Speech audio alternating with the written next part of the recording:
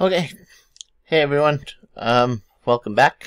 Today we'll be discussing Chapter 3, which deals with research ethics, and let's get this show on the road. So when we talk about research ethics, or these ethical principles in research, what exactly is it that we're talking about? Well, we're speaking about the responsibility of researchers to be honest and respectful to all individuals who are affected by their research studies.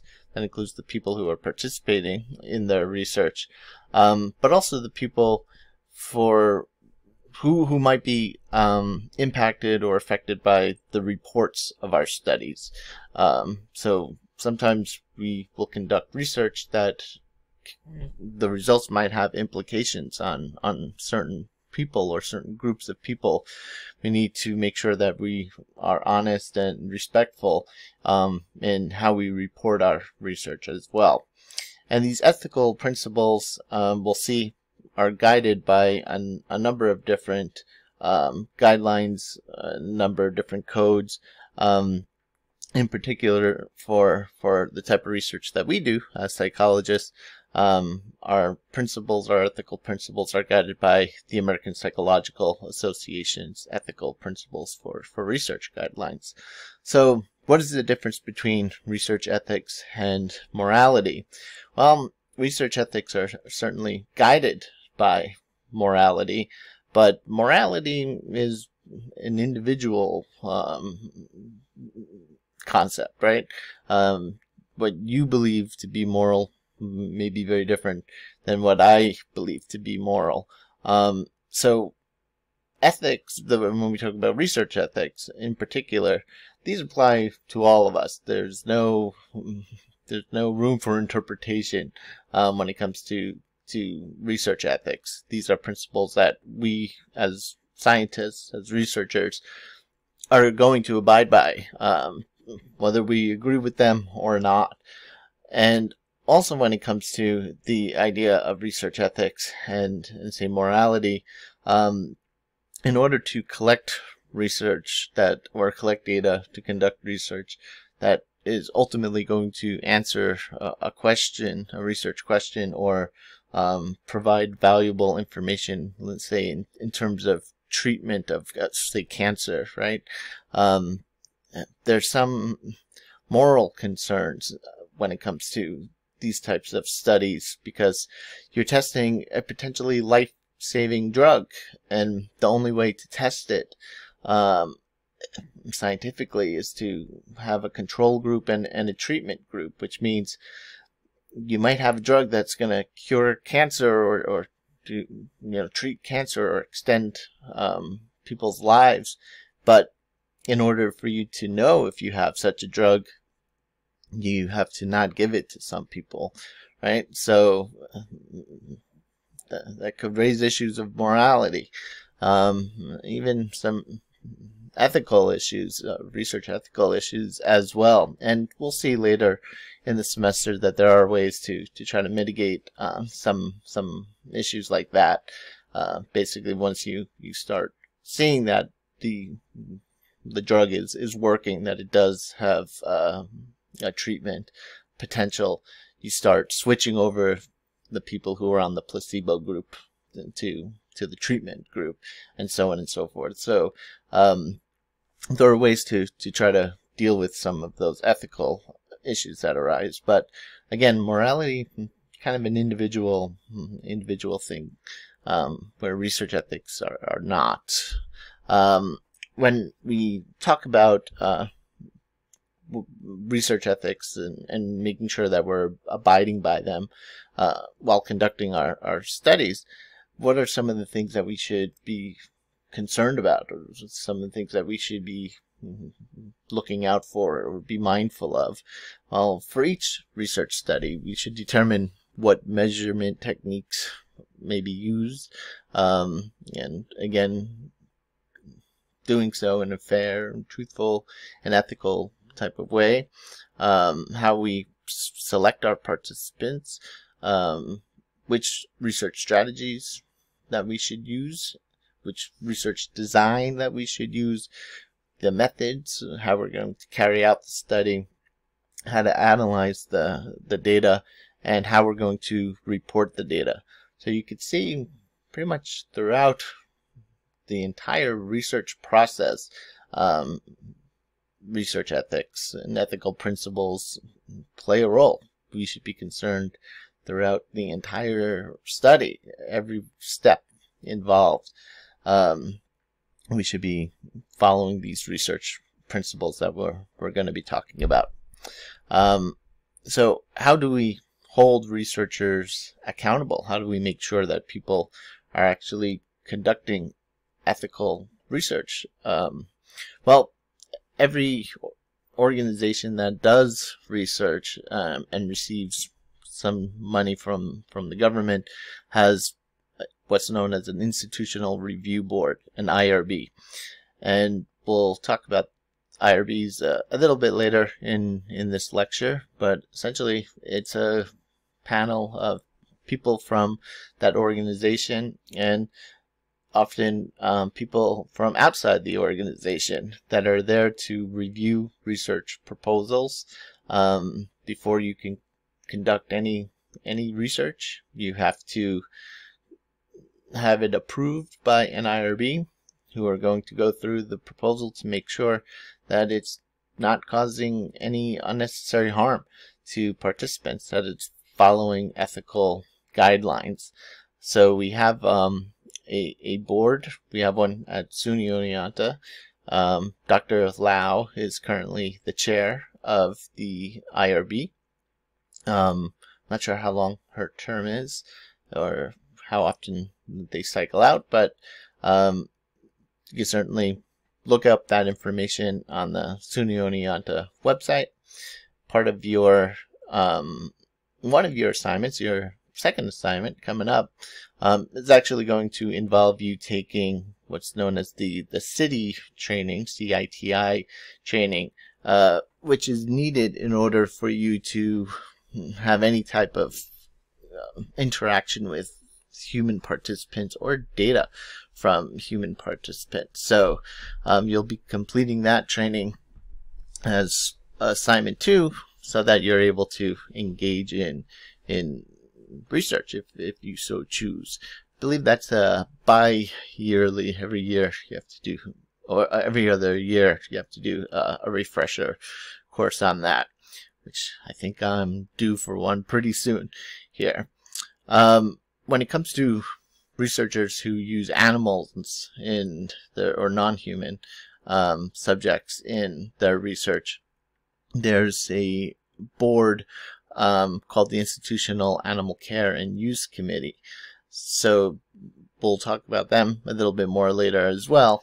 They're similar to the IRB, except that they review research that deals with non-human subjects, and they're not only concerned with how animals or non-human participants, humans are animals too, but non-human participants, not just how they'll be treated in terms of the research or the study, but also making sure that they have adequate food and adequate housing, adequate medical care, so on and so forth.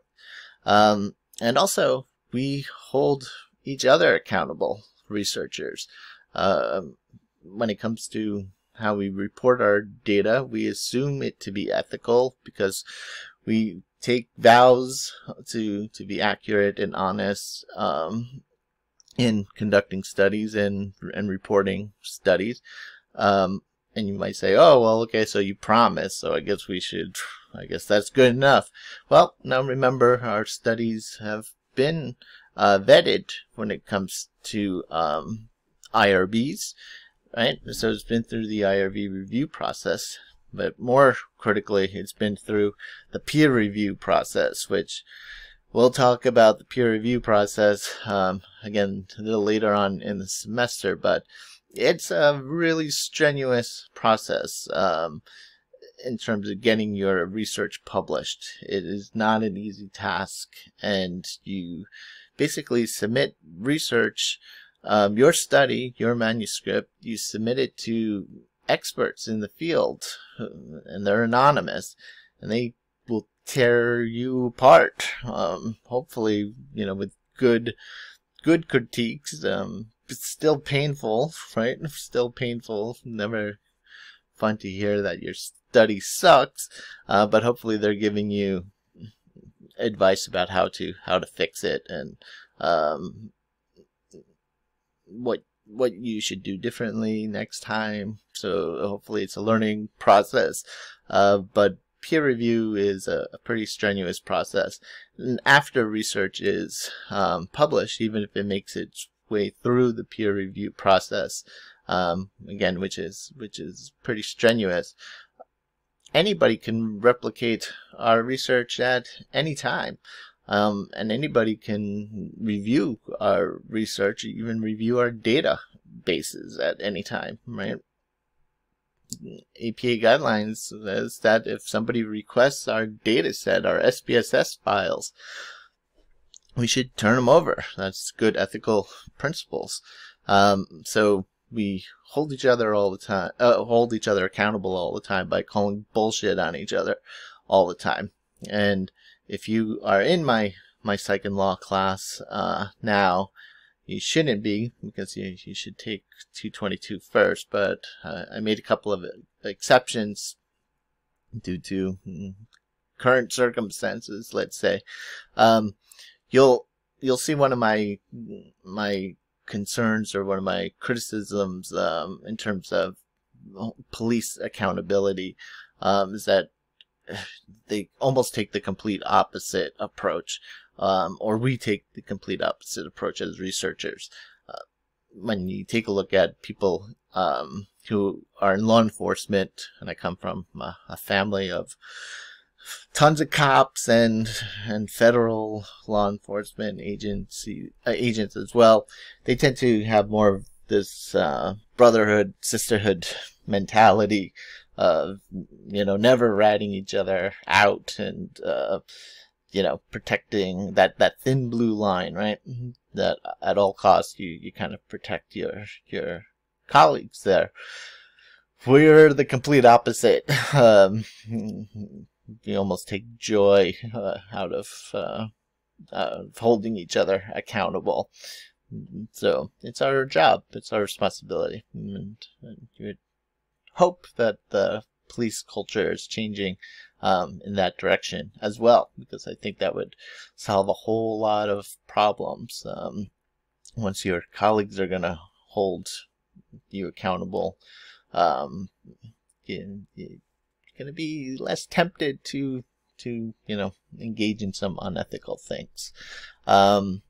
Okay, so how did this whole principle, or this whole idea that we need principles, ethical guidelines, how did this all come about? Well, pretty much started with the horrific type of experimentation that went on in the concentration camps in Nazi Germany. Japan was also involved in some really horrific type of human experimentation as well. That's often not heard about as much as the research that was done. It's, again, kind of cringy to call it research.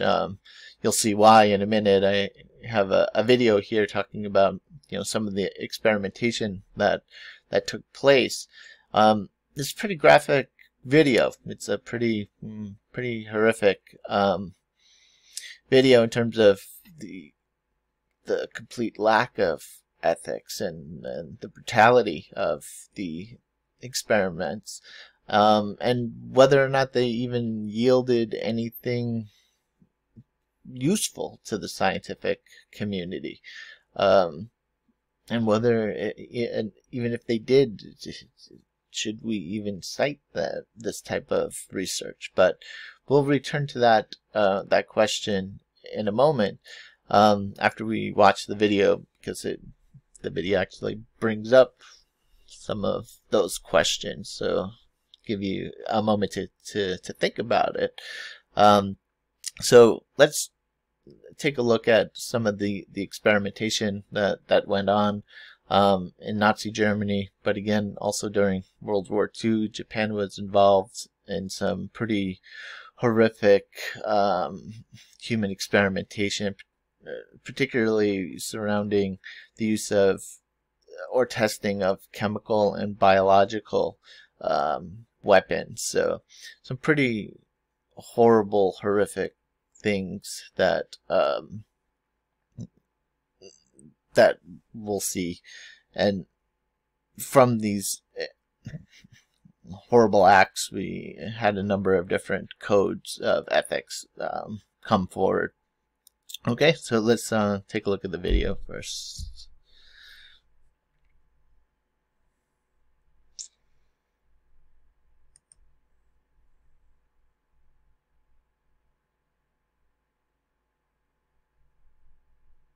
If I can get it to play. There we go.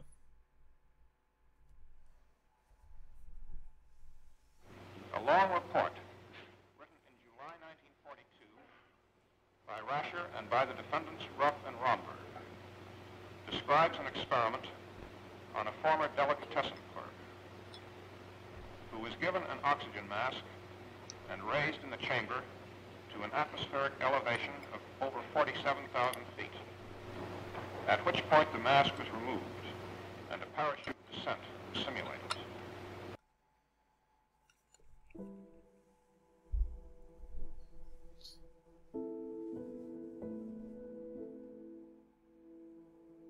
A series of horrific experiments took place in Nazi concentration camps during World War II.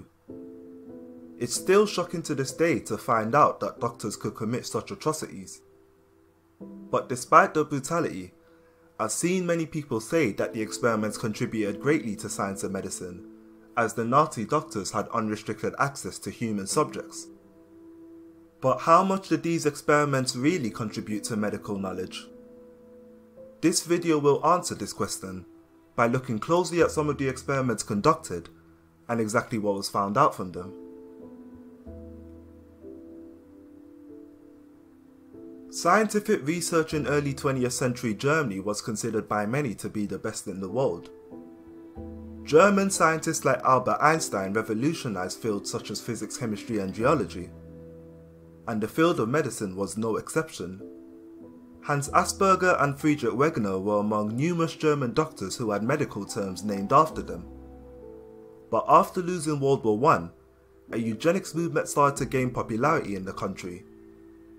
They were inspired by the ongoing eugenics movement in the United States, which had policies like mass sterilizations of minorities. The Rockefeller Foundation were one of the leaders of the US movement, and they partially funded the Kaiser Wilhelm Institute of Anthropology, Human Heredity, and Eugenics in Berlin.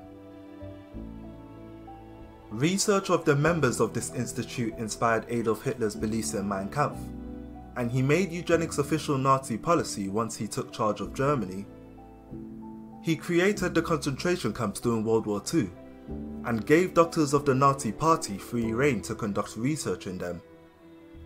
There were dozens of different experiments that were done, but they can broadly be divided into three categories. To figure out how much they truly contributed to medical knowledge, an example of an experiment from each of these three categories will be looked at. The ultimate aims of the Nazi regime was for Aryan supremacy across all of Europe, and to eradicate all undesirable groups of people. Nazi doctors tried to find efficient ways to sterilize a large number of undesirables. They tested methods such as silver nitrate injections and high-dose radiation to the reproductive organs, which often caused vaginal bleeding or radiation burns. But the most infamous experiments done to advance Nazi ideology were the twin experiments by Dr. Joseph Mengele in Auschwitz concentration camp. Mengele wanted to unlock the secret of human heritability. By testing one twin and using the other as a control, he hoped to discover what traits in a person were genetically influenced and which ones were due to the environment. 1,500 pairs of twin children with genetic anomalies like heterochromia, being disabled, or just simply being Jewish were selected. He fed the children well, and provided them with better conditions than other prisoners in the camp, so that they could be as healthy as possible for his experiments. Mengele examined and measured the children frequently to closely monitor the results of the experiments. He attempted things like attempting to sew two twins together to create Siamese twins, or infecting a twin and transfusing the other twin with their blood.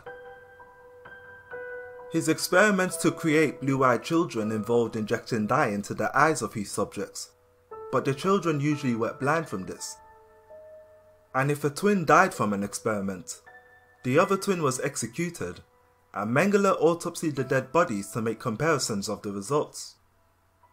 Only 200 of the 3,000 children survived, and Mengele sent all his data to his professor who was working at the Kaiser Wilhelm Institute.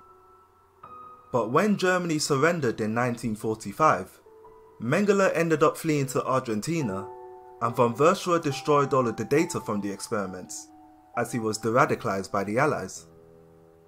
So this meant that the results from Mengele's twin experiments would never see the light of day, so no scientific knowledge was gained from them. The second category of experiments were the ones done to test the effectiveness of various drugs or treatments. The Nazi doctors had an abundance of people to test their substances on, so had little concern about whether they were lethal. One of the experiments involved giving their subjects a substance that promotes blood clotting, before shooting a gun at their chest to see whether there was any reduction in how long they bled for. Doctors at the camp also infected prisoners with diseases like malaria, hepatitis, and TB, and tested different potential treatments on them. But the experiments that we'll take a closer look at were the ones done to test the recently discovered group of antibiotics, known as sulfonamides. The Nazi doctors were attempting to find a drug that could stop soldiers from dying of infected battle wounds. They found a potential cure in a substance called sulfonamide, which was discovered in 1933 by a German doctor called Gerard Domek, and was being widely used to treat infection even before penicillin. The experiments on sulfonamide started in 1942 in Ravensbrück concentration camp under the supervision of Dr. Karl Gebhardt. Dr. Gebhardt cut open the legs of several women and then rubbed a mixture containing bacteria into the wound. He further infected the wounds with glass splinters or pieces of wood to emulate the wounds soldiers got. Each person would then be injected with sulfonamide to see whether it would help them recover. But the intensity of the infection was so severe that it quickly spread to the rest of the body and killed most of the women within 3 days. It would later be revealed that Dr. Gebhardt actually conducted his experiments to prove that sulfonamides wouldn't work. Before he began his research in Ravensbrück, a senior Nazi officer was wounded, and he was instructed by Hitler's personal doctor to give the officer sulfonamide. Gebhardt chose to withhold the drug, expecting him to recover without any treatment. But the officer died, so Dr. Gebhardt created the sulfonamide test to preserve his reputation. So with a safer experimental design, the women might have survived. Penicillin drugs would eventually prove to be a safer and more effective group of antibiotics, with sulfonamides being used very rarely nowadays. So the experiments in Ravensbrück would bring no benefit to science. The final category of experiments conducted by Nazi doctors were created to test how long a person could survive in specific war-like scenarios. The doctors forced camp prisoners to stay inside a low-pressure chamber to simulate conditions of up to 70,000 feet of altitude. They also forced gypsy inmates to drink only salty seawater, which dehydrated them so much that they were licking freshly mopped floors just to get some water. But the most controversial of the medical military research were the hypothermia experiments that occurred in Dachau concentration camp, led by Dr. Sigmund Rascher. Many German soldiers were freezing to death, either in the cold Russian winter or by having their planes shut down while flying above the cold seas. Several Nazi doctors therefore wanted to find out the most effective way to quickly warm a person's body up before they died. They took 300 unwilling subjects and immersed the bodies into water baths as cold as 2 degrees Celsius, where they remained for up to an hour. The body temperatures of some people dropped to as low as 24 degrees, and 100 of the 300 subjects died. For the people that survived, different methods of warming the body were tested by the doctors. This included using hot sleeping bags, boiling water, or even embracing naked women. The best method was found to be a bath for 40 to 50 degrees Celsius. Most of the data obtained from the hypothermia experiment survives to this day, and has been cited by dozens of scientific papers ever since. Usage of the experiment's data has divided scientific opinion, as some say the information from the experiment can't be trusted, while others say that it could potentially save lives in situations such as drowning.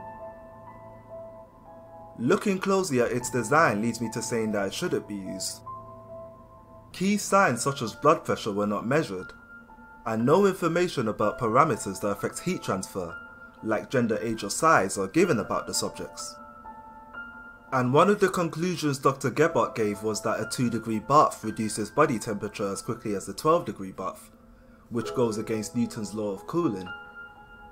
So as intriguing as they may be, their hypothermia experiments fall well short of scientific standards.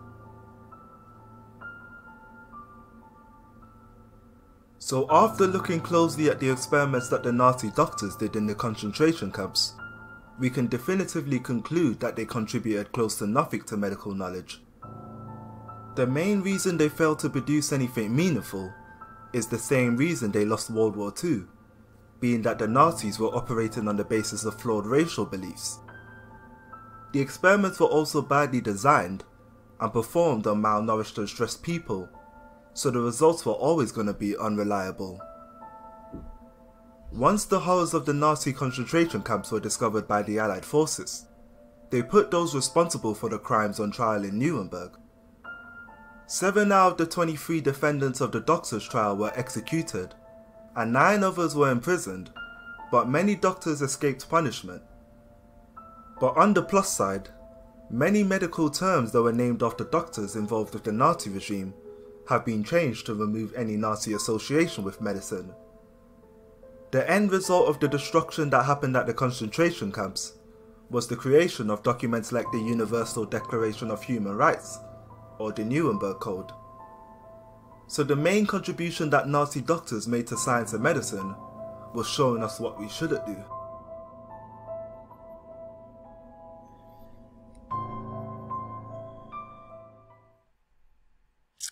Okay, so as we saw in that video, some pretty horrific experiments, and those aren't even some of the most horrific experiments that were done. Clearly, complete lack of ethics and humanity even involving those studies. But what about the results that came out of the studies? Should we use them, right? If they're helpful, if they can help save lives, particularly when it comes to the research that was done on hypothermia or on wound healing. Again, we saw that a lot of that research didn't survive because as many of these doctors were fleeing after the war, they destroyed all of their records. But the research that does exist out there, should we use it? Is it ethical, knowing where it came from, right? Knowing how this data was collected. Well, that's up to you, I guess. That's a moral type of question at that point of whether we should use that data. But from a scientific point of view, examining how the data was collected, not just the inhumane conditions, but again, how it was collected, the methodology. These were not always the best designed studies. They were kind of sloppy. A lot of them were, and key information wasn't documented. So we don't know much about the participants in these studies, except that they were prisoners. They were being ethnically cleansed. They were being starved and denied basic hygiene practices, and denied basic medical care and in other aspects of outside of the studies or experiments. So I don't know, can we trust that information? Are humans going to, is it generalizable? Are humans going to behave the same way that they do inside of a concentration camp than they would outside of a concentration camp? I would say that this research is dubious. It doesn't really stand up. I'd be highly skeptical of any of these research results. So putting the moral side question aside, it's not really good data to begin with. Is my opinion on it. But again, as we saw in the video, one of the not to watch it again, one of the good things that actually came out, if we could say, anything good came out of these horrific experiments, is that we had the Nuremberg Code, the first attempt at creating research ethics or ethical guidelines that researchers must obey or should obey or abide by when conducting research with human participants. So the Nuremberg Code came out of the Nuremberg trials, when many Nazi doctors, along with many members of the Nazi Party and the German military, were put on trial for crimes against humanity and war crimes. And these trials were conducted by the Allied powers, and as a result of this horrific testimony and evidence that was presented, the Nuremberg Code was created in 1947, and these are some of the rules for treating participants, that participants must voluntarily agree to participate in the study. So there must be voluntary agreement. Research must benefit society in some way. You can't just be doing stuff to people just for out of sheer curiosity, right? Or sheer curiosity. Rather, there has to be some type of benefit to society in some way. Also, research should be based on previous knowledge. A lot of the studies that these Nazi doctors were performing had no grounding in any type of previous research. Some of it was just, hey, I wonder what happens when we do this horrible thing to somebody, right? There was no hypotheses built on prior information or prior research done in that area. So research should build on previous knowledge, and that's just good science, number one, but also it helps to protect participants, because if no one's ever done this before, maybe you shouldn't do it. Maybe there's a reason nobody has done this before, because it's not a good thing to do, right? Also, research should not cause mental or physical harm. Don't conduct this study if injury or death is possible. So that's just a no-go if severe injury or death is possible. We should also make sure that any risk that is involved in the study is proportional to the benefits. We'll see. Again, this is the first attempt at creating a ethical code for research, and there are several more that came after this. And we'll see that in some psychological research, the use of deception can pose a risk in terms of voluntary agreement. If you're lying to a participant about what the study is really about, then did they really agree to participate in the study? They agreed to participate in what they thought was the study. But overall, we have ethical codes in terms of dealing with different levels of risk, and we'll see that deception can be used, but under only certain conditions. The Nuremberg Code also says that we should have plans and facilities provided to protect participants from potential harm, and we should have a plan and resources available to help participants if we inadvertently do cause harm. Also, our researchers should be qualified, and we should not just have, any Joe Schmo or Jane Schmo doing this type of research. They should be well qualified and qualified in this code of ethics in here. This is one of the reasons, today you have to go through an ethics training before you can have any type of interaction with human participants or even data that came from human participants, which is what you'll do for assignment number 2. Number 9 here, participants can stop at any time without penalty. So essentially, participants can withdraw their consent at any time, and they cannot be penalized for doing so. There should be no fear of ramifications or retribution for discontinuing their participation.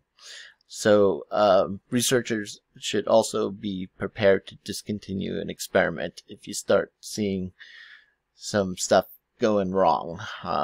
If everything on paper looks good, doesn't look like we're going to have any undue risk to participants, anything more than what we call quote-unquote minimal risk, which means that's any other, like the risk of just being alive or walking down the street. If your study poses no more risk than that, you might say, okay, we're good to go. And then you start noticing, hey, this was not expected.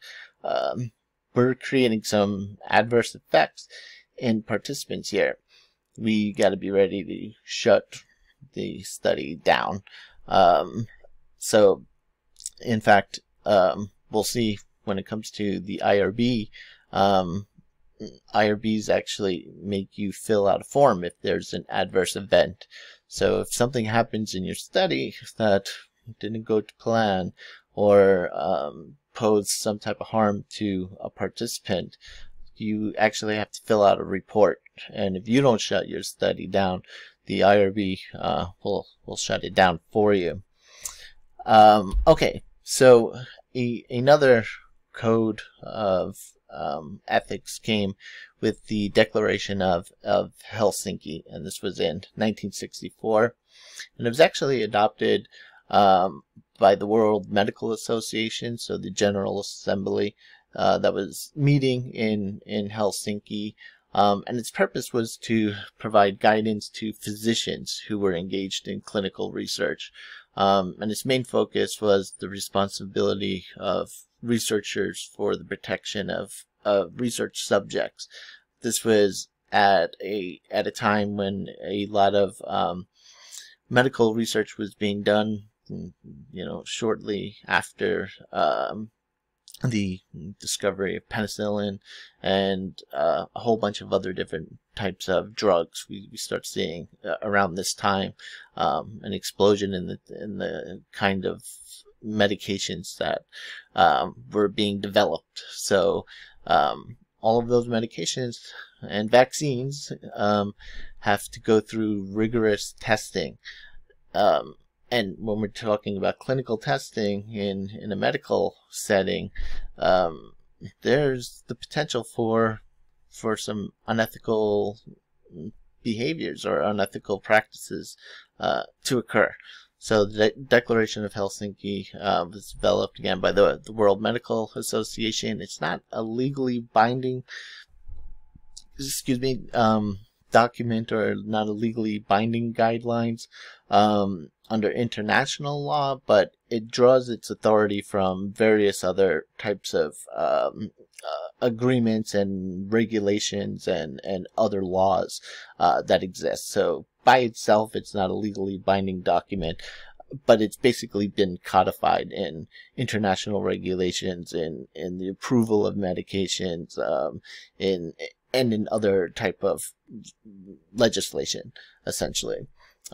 So what does this declaration say? What does it give to participants?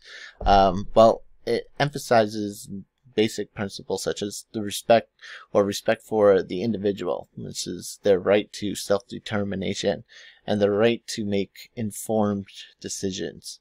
Again, it stresses that consent can be withdrawn during the course of the research at any time for any reason or no reason at all. If they don't want to participate anymore, that's that. They don't participate anymore, and they should not be penalized for withdrawing their consent.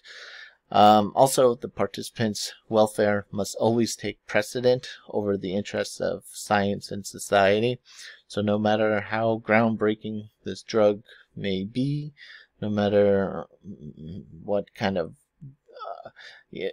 doors will open for us in terms of scientific discovery, we must always first and foremost be concerned about the participants' safety and welfare. Also, ethical considerations must always take precedent over laws and regulations. In other words, just because you can do something under the law doesn't mean that you should do something under the law, right? Let me rephrase that. Just because the law says you can do something doesn't mean you should do it.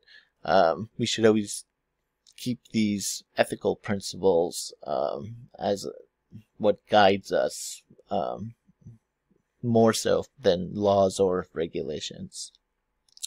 Okay, another very important ethical guideline was the Belmont Report, and this was drafted or created in 1979, and it was written by the National Commission for the Protection of Human Subjects in Biomedical and Behavioral Research.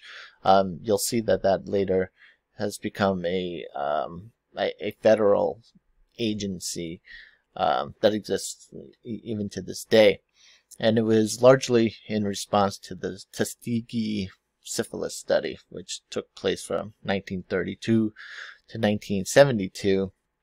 And I'm going to show you a video here that will talk about ethical data collection, and will give you a little bit of background about what the Tuskegee syphilis study was all about.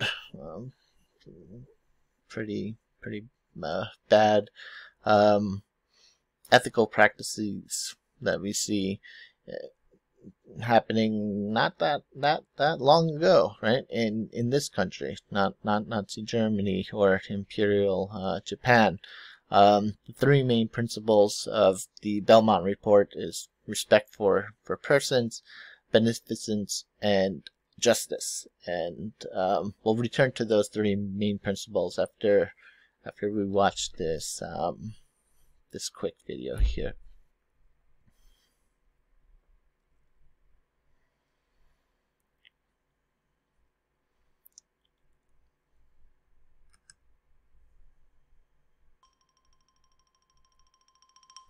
Hi, I'm Adrienne Hill, and welcome back to Crash Course Statistics. Today we're going to take a step back from sampling and regressions to talk about the impact of all that statistical gathering. We've seen that the interpretation of this information can have real lasting effects on our society, but its collection can also have lasting effects on the subjects. The process of gathering and applying statistics can affect real people's lives, which means there is a responsibility to gather and use this data ethically.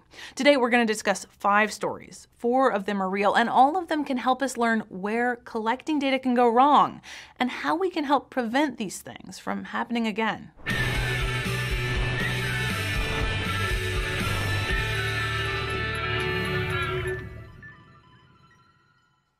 Our first story begins in 1822, when a young fur trapper named Alexis St. Martin got shot in the stomach when another trapper's gun accidentally went off.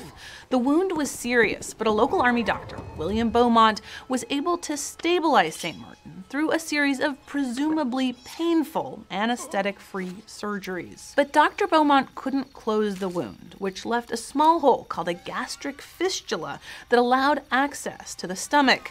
St. Martin was out of a job, since it's hard to be an active fur trapper with a hole in your stomach.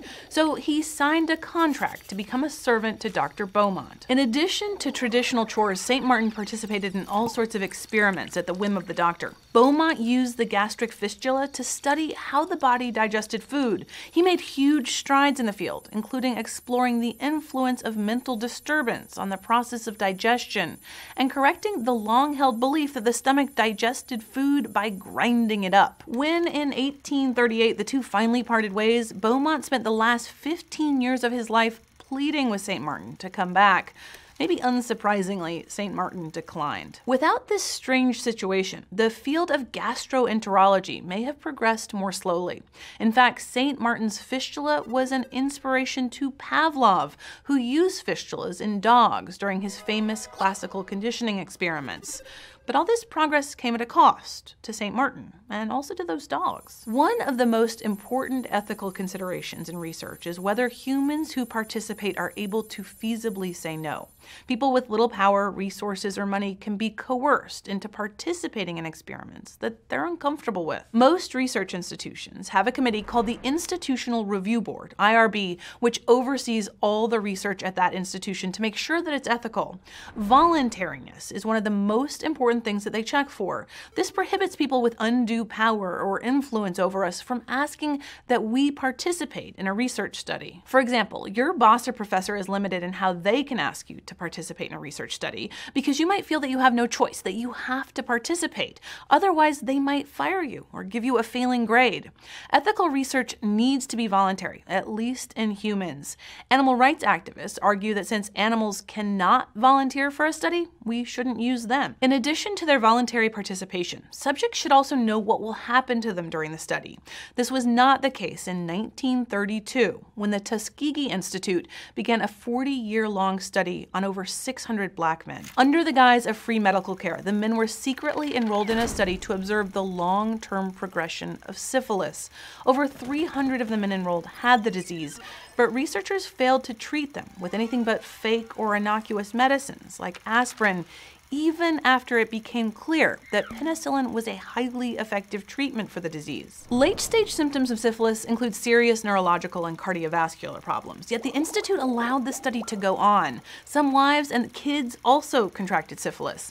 In 1972, public outrage caused the study to close down when news of unethical conditions was leaked to the media. In 1951, at the same time the Tuskegee study was running, a poor tobacco farmer named Henrietta Lacks went to Johns Hopkins Hospital in Maryland and had cells from a tumor collected without her knowledge or consent. These cells were used to grow a new cell line called the HeLa line, which scientists used to do in vitro experiments. The cell's ability to thrive and multiply outside her body made the cell line useful to researchers. It's still used today for medical research, lending itself to cancer and AIDS research, as well as immunology studies like the one that led Jonas Salk to discover the polio vaccine. And in 1955, HeLa cells were the first human cells to be successfully cloned. Over time, the cell line and the discoveries it facilitated became extremely lucrative for researchers, but Lacks and her family didn't receive any financial benefit. These studies emphasize the need for informed consent. Subjects have the right to not only receive all the facts relevant to their decision to participate, they have the right to understand them. Many institutions require that information must be presented clearly and in a way that's appropriate for the subject's comprehension level. Even children whose parents are legally allowed to consent for them must get an age-appropriate explanation of what will happen in the study. This is incredibly important because it respects the dignity and autonomy of the subject, allowing them to stop research procedures at any time. That incentivizes researchers to design studies with more acceptable levels of risk. In all three of those stories, the research procedures didn't have any benefit to the patients. In 1947, the Nuremberg Code was created in order to establish guidelines for the ethical treatment of human subjects. One of the main tenets is beneficence, which not only requires that researchers minimize the potential risk to subjects, but also requires that the risk should be outweighed by potential benefits to the patient and the scientific community. The Nuremberg Code was created and implemented after the Second World War, during which horrifying experiments were conducted on prisoners in Nazi concentration camps. The Nuremberg Code lays out 10 principles to which modern-day studies still must adhere. These 10 principles stand as the basis for much of current research ethics and include things like voluntariness, informed consents, and beneficence. But as we settle into the age of technology, the application of these ethical principles can become more cloudy. Our last story here isn't real, but it illustrates the complexities of research ethics in the digital age. In the 7th season of the hit show Parks and Recreation, a giant internet corporation comes to the small town of Pawnee, Indiana, to offer free Wi-Fi to the entire city. Everyone gladly accepts. They like the free service. But when boxes of personalized gifts arrive at every citizen's doorstep, some become a little concerned because the gifts are perfect, fitting the exact interests of the recipient. Someone who collects stuffed pigs dressed as celebrities gets Samuel L. Jackson, and someone obsessed with politics gets the newest Joe Biden poetry collection. These boxes are perfect for the people who receive them. Eerily perfect. So how did the internet company know what each person would want? Well, in the show, it turns out that the free Wi-Fi came with a pretty high cost. Privacy. In exchange for the free Wi-Fi, the internet company, Grizzle, was collecting all data that was transferred over the network. This gets called data mining. And it may seem far-fetched, but it's happening right now. Not the gift stuff, the data mining. Grocery stores track what we buy with our rewards cards. Netflix keeps track of everything we watch. Amazon knows exactly what we buy, what we look at. And those terms of service agreements we click on without reading them when we download an app or sign up for a social media account, they often include some kind of stipulation. When we use free internet services, we're agreeing to pay not with money, but usually with our information. Facebook and Google offer their services for free in part because they're profiting off of our data. They might be using it for research or to customize our experience on the site so that maybe we buy or watch more stuff on Amazon and YouTube. They also use it to sell targeted ads, giving advertisers the opportunity to select exactly the type of people who are going to see their ads. And sometimes the way these ads are targeted can be pretty unethical. For example, companies discriminating based on age by specifying that job ads should only be shown to young people. Data is being used in ways that affect every facet of our lives. But since we're still in the beginning stages of this huge influx of digital information, we get to see the progression of ethics in this area unfold right in front of us. The laws that will protect your data and privacy, and mine, like the Nuremberg Code protects participants in scientific experiments, are still being written. And many of the same concepts are coming up. For example, using the internet, using Google, social media have become so entrenched in some societies that it's almost impossible to hold a job without them. And if that's the case, we need to ask whether it's ethical to require that users sign over their right to privacy in order to use them. Or like in most clinical studies, does that border on coercion? We also need to ask whether companies that use or sell our information be held to the standard of informed consent, which requires agreements to be in language that's simple enough for the user to understand what they're agreeing to, even if they don't have a law degree.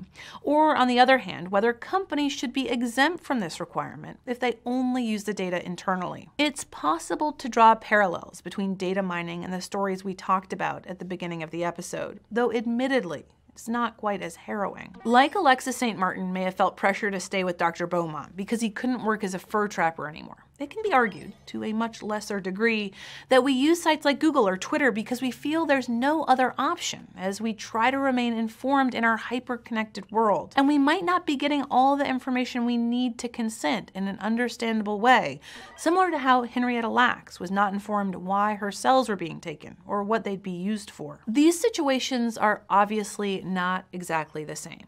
And we, as a society, need to decide how to apply the principles of research ethics in these new digital spaces. As we move forward and gain the ability to do things like sequence an entire genome in days rather than years, we open the door for amazing advances in personalized medicine that could save millions of lives. But we also open the door for abuse of this sensitive information. The conversation about how to handle these types of situations is still going on. We're the ones who will decide what is said, and we're going to be the subject of those decisions. Thanks for watching. I'll see you next time. Crash Course Statistics is filmed in the Chad and Stacy Imigholt studio in... Okay, so believe it or not, Facebook was, I'm assuming after this video was made, was involved in a pretty unethical research practice. And you could read more about it online. I won't get into it here because I talk about it in my applied social psych class, Psych 365, and I'll be teaching that next semester. So I don't want to give any too much away for those of you who will be taking that class with me. But they were involved in some unethical research by essentially presenting us, experimenting on us, really, because they were manipulating what we saw, presenting us with targeted news stories or targeted posts to see how we interacted or reacted to those posts, and that was all done without our consent, certainly without informed consent, right? So go read up more about it. It was a pretty big story at the time, and well, Facebook is just a disaster anyway when it comes to ethics, let alone research ethics, right? But going back to these principles that were laid out in the Belmont report, the first being respect for persons. This idea is that participants must be treated. That's a typo in there. So participants must be treated with respect, and they must provide informed consent. And what do we mean by informed consent? We'll talk about that in more detail in a bit.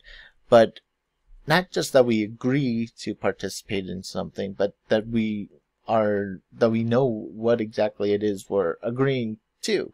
How long is this going to take? Am I going to be compensated for it? Am I going to be hurt in any way? Is there a risk of me being hurt in any way? What's going to happen to my information? So on and so forth.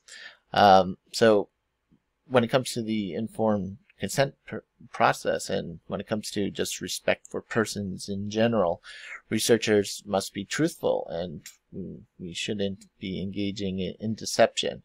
Now, that again poses some issues for us as psychologists, particularly as social psychologists. But there is a way to conduct deception in these types of studies in an ethical way, which we'll get to in a minute here. The second principle here, our overall guiding principle of beneficence, right? So here researchers must do no harm. So we do no harm while trying to maximize the benefits of the study and minimizing the risk to participants. So we want participants to try to get as much benefit out of their participation as possible, and that might not mean, that they're going to have a great time and it's going to be a wonderful experience for them. It could also just mean long-term benefit, that this will ultimately end up helping society, and the individual belongs to society. The biggest part of this here is to minimize any potential risks to our participants.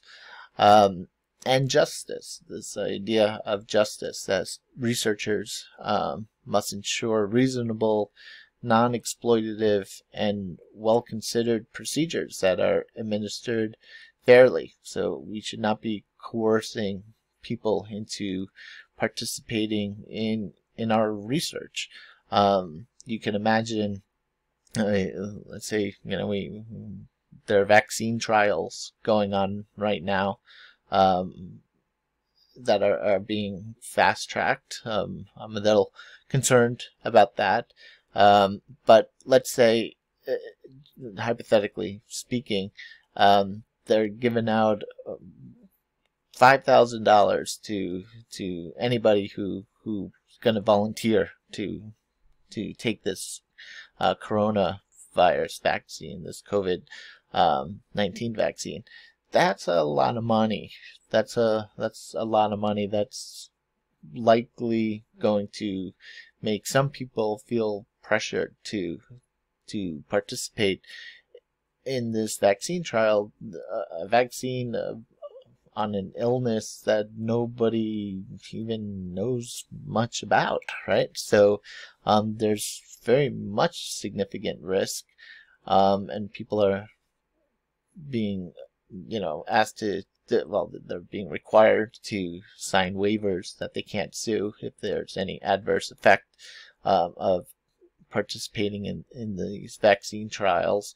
Who knows when the vaccine is, or a vaccine, there might be multiple ones, but when it's available for us to take, we might be asked to sign an agreement that we won't sue if we have an adverse effect from it. So that would be unethical, especially if a vaccine is going to be needed in order for you to go back to your job, or to go back to college, or to just eat in a restaurant, or who knows what the future holds for us here.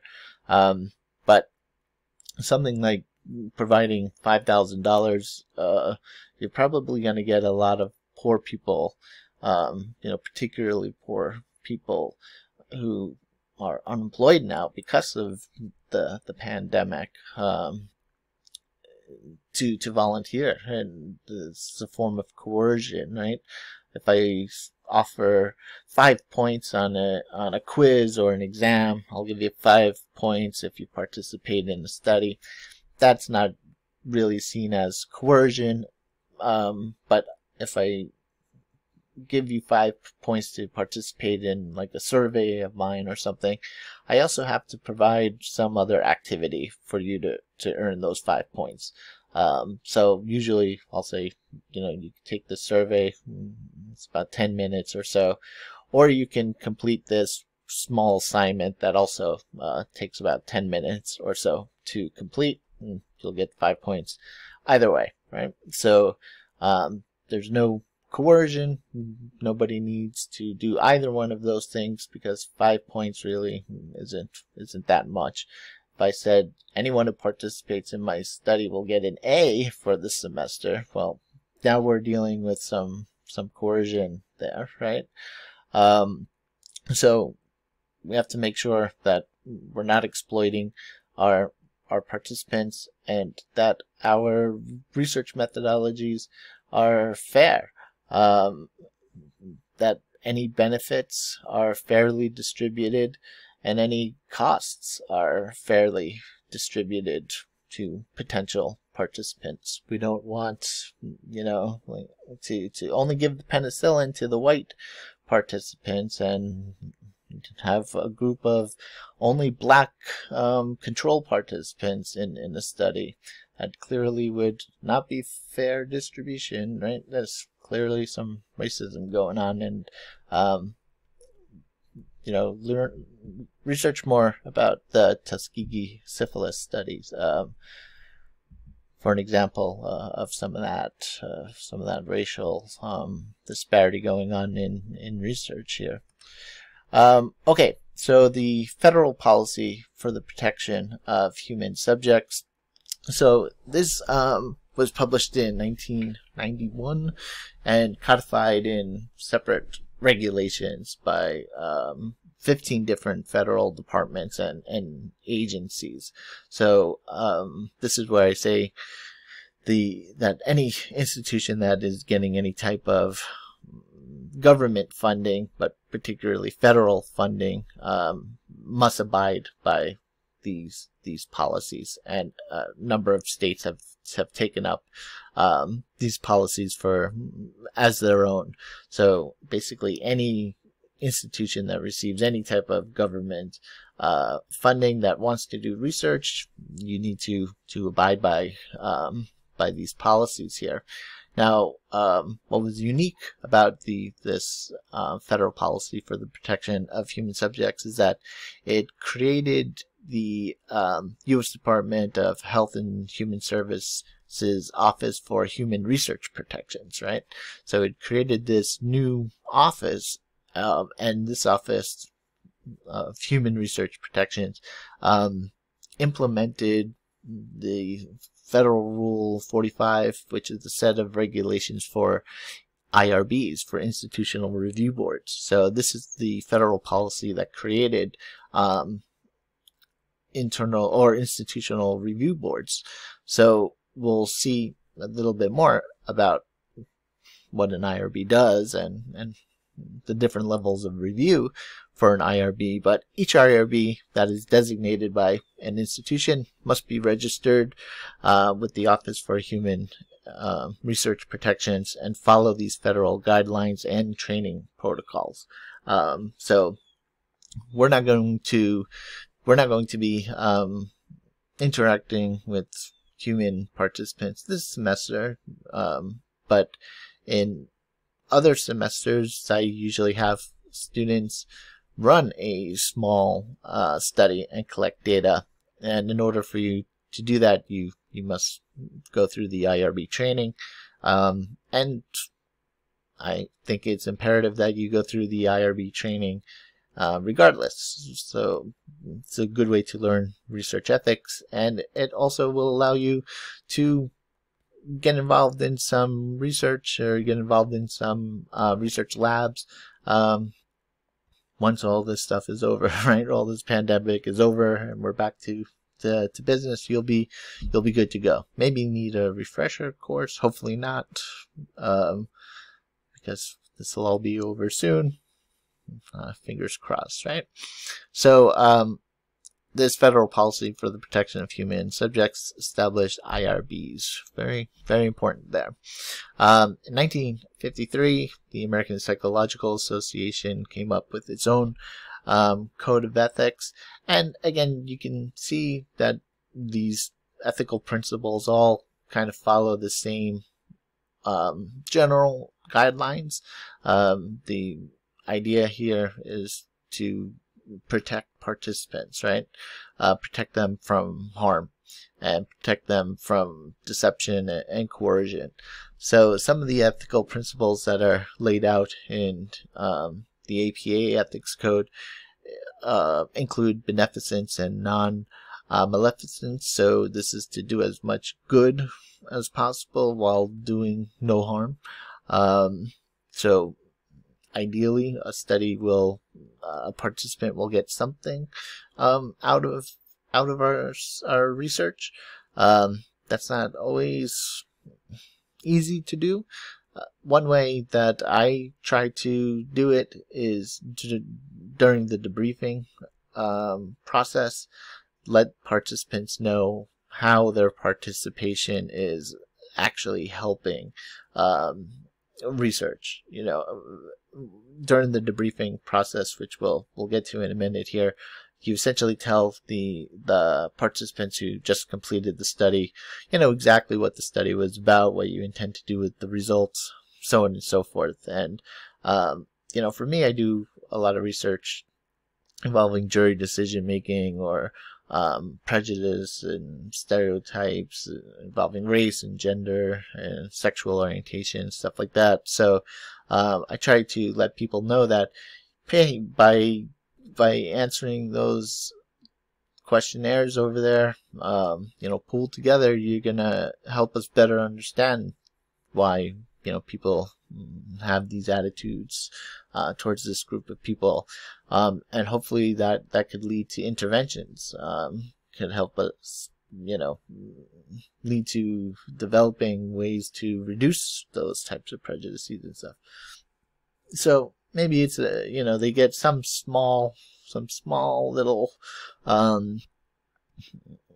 it's a word I'm looking for, some small little comfort or something out of knowing that they've contributed some way to society, right? And then of course, you know, if it's a student that I offered extra credit points to, they'll get those extra credit points, or a student who is doing this as part of the research pool for Psych100. All Psych100 students have to participate in a certain number of credits or hours worth of research. They'll get those points, or if I'm paying participants, they'll get the money as well. But also try to make them feel like they are getting something greater out of it than just, you know, a couple bucks here or a couple points on an exam or something. Fidelity and responsibility. This is to be ethical and hold our colleagues responsible, and expect to be held responsible. You know, one of the reasons that I don't typically have students enter data for me into SPSS. It's not that I don't trust students, but we all make mistakes, of course. When you're entering thousands of data points in there, there could be some error, right? But it's like, what if a student gets lazy or something, and what if they do something to the data? I don't want to just you know, analyze data that's not accurate, because what if that thing gets published and then 5-10 years down the road or something, people are going to be like, you falsified this data, right? So I'm always like really paranoid in terms of my data in being inputted, right? Like how it's getting into the file. So if any mistakes are made, then I know they're my fault, right? And they wouldn't be major mistakes that somebody would accuse me of falsifying data or fabricating data. They would just be, you know, part of the statistical noise. Sometimes you enter a 3 instead of an 8 because your brain is starting to putter out. You've been looking at data for way too long. And hopefully you're catching yourself and going back and doing a random sample of, you know, making sure you're not making any mistakes. And if you start noticing a couple, it's time to stop data collection. Probably time to put everything away, let your brain rest a while, then go back and start, you know, checking to make sure there aren't other mistakes in there. So fidelity and responsibility, being ethical and keeping our other researchers, keeping our colleagues ethical. Integrity, being honest and transparent. Part of this involves coming right out in your manuscript, as we talked about, and telling people these are the limitations of my research. No, we didn't study this. We didn't include that. Yeah, we probably should have included that survey, or we probably should have asked that question, but we didn't, you know, for whatever reason. Usually it's because, shit, I didn't think about that then, right? 2020 hindsight, a hell of a thing. And also to be transparent. So this is when people ask for copies of your data, you're supposed to share them. You should share your databases so other people can run the analyses that you said you ran, and they should find the same things, right? Or if they suspect that there's some type of data tampering going on, they could analyze your data and look for certain patterns. Fact of the matter is, when people cheat, they're usually not good at it. Even researchers who fabricate data, you can typically find patterns of fabrication in the data. Things just don't line up. Why? Humans aren't really good at creating randomness, because we see patterns in everything, right? That's why we see faces and elephants and whatnot in clouds. We see, ghosts and shadows and pictures and stuff. We're really good at patterns seeking, so we tend to create patterns even when we're trying not to. One of the interesting things about iTunes was that the shuffle button, the random shuffle button, at first it was completely random. And with randomness, sometimes the same song's going to play a couple times in a row, just because of chance, right? Or the same artist will pop up a couple songs in a row.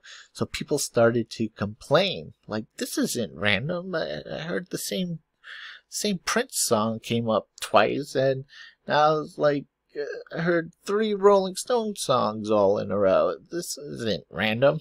It is actually completely random. So what happened? Apple got enough complaints that they actually went in, changed the algorithm to make it less random, but to appear more random to humans. So that's kind of funny when you think about it. So integrity, being honest, transparent, justice. All people should benefit from the advances in psychology. So psychologists should be aware of their limitations and their biases. Again, psychologists are humans, and we study this stuff, so we, of all people, should know that we're all biased, and try our hardest to not be biased. And of course, not all bias is conscious. We have implicit biases as well. So we should be aware of them and remind ourselves of them. So if you take a social psych class with me, one of the assignments is an implicit bias assignment.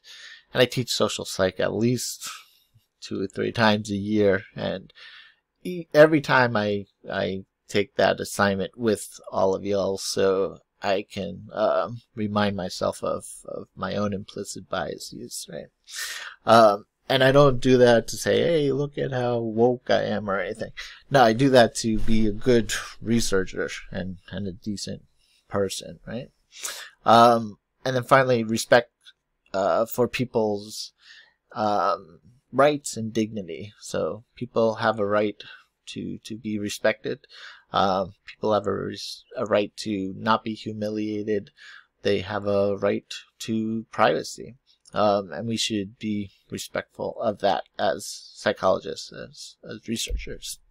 So informed consent, this is a big one that we see pop up in all of these guidelines here. So what exactly is informed consent? Well, before agreeing to participate in a study, people must be informed about a few things. The first, what is the purpose of this research? Why are you doing it? What is it about? Now, you don't want to tell them your research hypotheses or anything. You don't want to. You want to give a overall summary, enough information that participants are going to know what to expect, what the study is about, but you don't have to go in there and say, well, we expect that people are going to act this way or this way, because now you're introducing bias, and now you have to worry about whether your data is going to be accurate. But just what's the purpose of the study, what it is in general that you're looking at, right? So as an example, just my dissertation, since that's what's coming to mind, I studied the effect of homophobia and sexism on people's perceptions of same-sex versus opposite-sex intimate partner violence. So essentially domestic violence that happened within the same-sex couple or a heterosexual couple. And I wanted to see how I did this in terms of a trial, and to see how people's homophobia and sexism affected their decisions. I also used a straight sample and an LGB sample, and if you're curious about what I found, people take same-sex intimate partner violence less seriously, but homophobia and sexism don't necessarily account for all of it. So I really need a follow-up study. So if one of you out there who are interested, let's do it. Light a fire under my ass so I can I have an idea of what might be going on. But yeah, okay. So what's my point? Going off on another rant there. What did I say when I was giving informed consent? I told people I was studying how people perceive violence that happens in romantic relationships. Right? That's exactly the purpose of my research. And I didn't tell them, yeah, I expect, homophobic people or sexist people, blah, blah, blah. So then I'm giving away, my hypotheses there. But they knew the purpose of the study, told them how long it was going to take. And I told them the procedures that, what they would expect to, or what they were expected to do, in the study, which was to read a vignette of a domestic altercation, complete a questionnaire about that domestic altercation, and then complete a series of questionnaires about how they felt towards various social issues, right? Nice way of letting them know what to expect without saying, yeah, then I'm going to give you a homophobe survey and a homophobia survey and then a sexism survey. So now we're just going to ask your opinion on some social issues. This was before same-sex marriage was legal across the country. So let them know the purpose of the survey or the research, how long it's going to take, the procedures that will be involved. They must know that they have a right to decline to participate, so completely voluntary. You won't be penalized if you drop out of the study or if you decide not to participate, and you can withdraw from the study at any time, and you won't be penalized for withdrawing from the study as well at all either. Let them know of any potential risks or adverse effects. Technically, my study was minimal risk because you can turn on the news and hear about domestic violence or interpersonal or intimate person violence, intimate partner violence. My brain is all wacky today.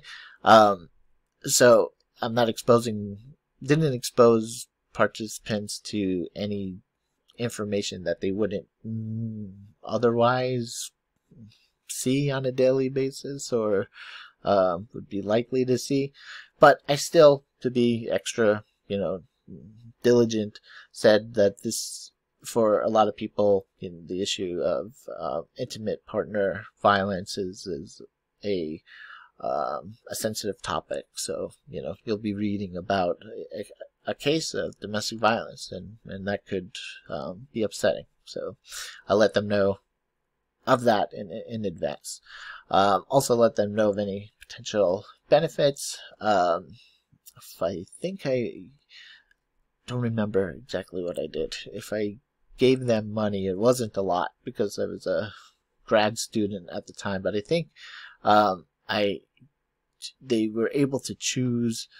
I think I had a certain amount of money, and they were able to choose a charity that they could donate, say $1 or $2 to whichever charity. I would donate $1 or $2 in their name, and then let them know that their responses were completely anonymous. Now, there's a difference between confidential and anonymous. So confidentiality means that you are going to collect some information that could potentially identify this participant. So you might be collecting a name or an address or a phone number or an email address, but that it will remain completely confidential. No one other than you or the lead researchers are going to see it. When we talk about anonymity, it means we're not collecting any information that could identify you at all, or readily identify you at all. So no birth dates, no social security numbers, no names, no addresses, nothing, right? So I try whenever possible to do everything anonymously, because people will feel, the research suggests that people feel more comfortable being honest in terms of their responses when their results or their answers are anonymous. We also want to include any incentives for participation. So here's where we tell people, if you do participate, you'll receive $5 or $5 gift card to Starbucks, or 5 points on your next exam, whatever the case may be. And you also need to provide contact info for the researcher, so you, the lead researcher, and for the IRB, the chair of the IRB. So if they have any questions, they should be able to contact you or the chair of the IRB, right? So they should be able to go above you in this sense. Now, informed consent can be given verbally, or it could be in writing through a consent form. I usually just find it easier to have a written consent form that students can read and just sign. There's some debate about whether consent forms should be signed or not, because they're not legally binding. So just because somebody says, I agree to participate, and puts their name on it, like, you don't want to give the impression like, okay, you just legally agree to participate, so it's not a legally binding agreement in here. Sometimes it's better to just not have a signature, because also now something that's supposed to be anonymous, you're getting a signature on a consent form. So, you at least know that the person participated in the study. There's evidence now that they at least participated in it, because there's a consent form somewhere with their signature on it. So it's debatable. I try to leave it off. Depending on who's on the IRB, sometimes they want it on there. Whatever. You do what the IRB says you should do, essentially. When it comes to special populations are going to involve greater information provided in the informed consent process, and also greater protections. The IRB is going to have a more strict, you're going to have to go through the full IRB review, which we'll find out what that means in a minute here. If you're dealing with special populations are people who are particularly vulnerable, or who are more easily coerced, or able to be coerced, right? So people who are pregnant, you can imagine a pregnant person is a vulnerable person. They're carrying another human being inside of them.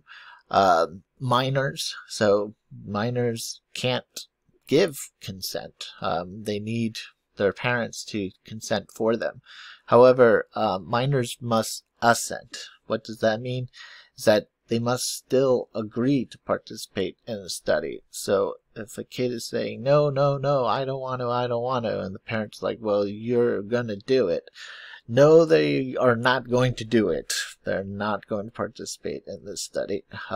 That is your responsibility as a researcher to say, nope, they're not, right? So the parent if you're dealing with minors,